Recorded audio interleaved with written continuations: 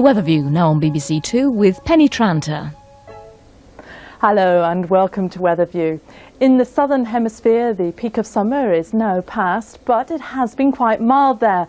And that has resulted in an iceberg the size of Oxfordshire floating away from Antarctica and allowing the James Ross Island to be sailed around for the first time in recorded history. A little bit closer to home, and we've seen quite a lot of mild air over northeastern Africa and up through the central and eastern part of the Mediterranean ahead of a cold front.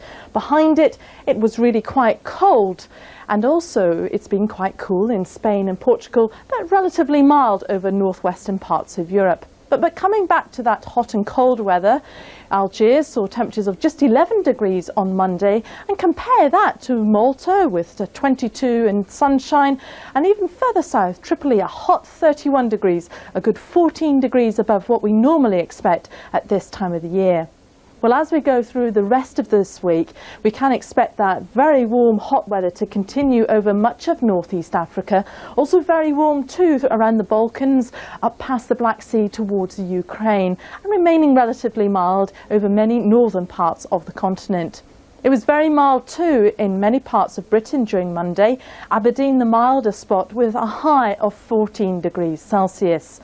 That mild air brought about by this frontal system spilling in from the Atlantic. As well as mild air, it's also been quite breezy, as we can see from these tightly packed isobars, and the associated fronts did bring some cloud and rain during the day on Monday.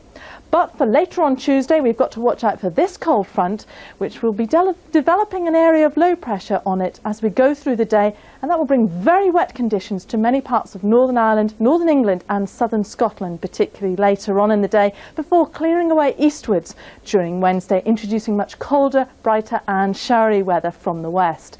So just to highlight the wet weather later tomorrow over Northern Ireland, southern Scotland and also Northern England, where we can expect hazardous driving conditions and localised flooding later on in the day.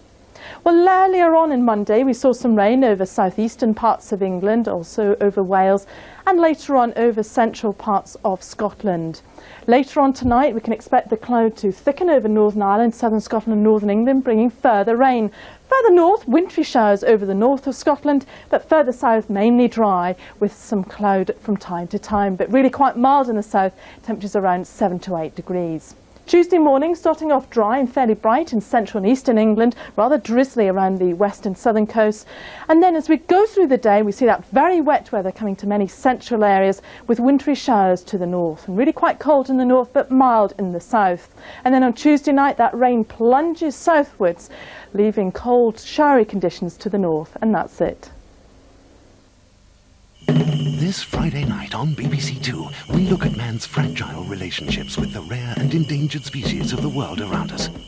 We start at 8 p.m. when the photo show is witness to the dramatic shooting of a Siberian tiger. Across a continent, Gardener's World visits one plant lover who's potting to ensure the survival of rare South African plants. At 9 o'clock, we find another indigenous species apparently on the brink of extinction. Help! Help! Help! Help! Later, the intrepid Clive Anderson joins the Kenyan Wildlife Service, hot on the trail of rogue elephants. Well, we weren't planning to kill any elephants on this occasion. We're just going to put the wind up them.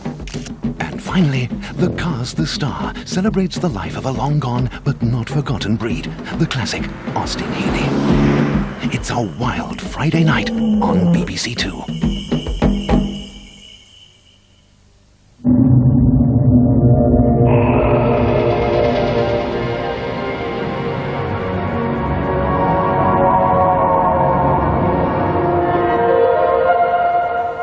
Now on BBC Two for the Open University, the course on running the country looks at the global impact of changing technology and the way the television industry in particular is responding.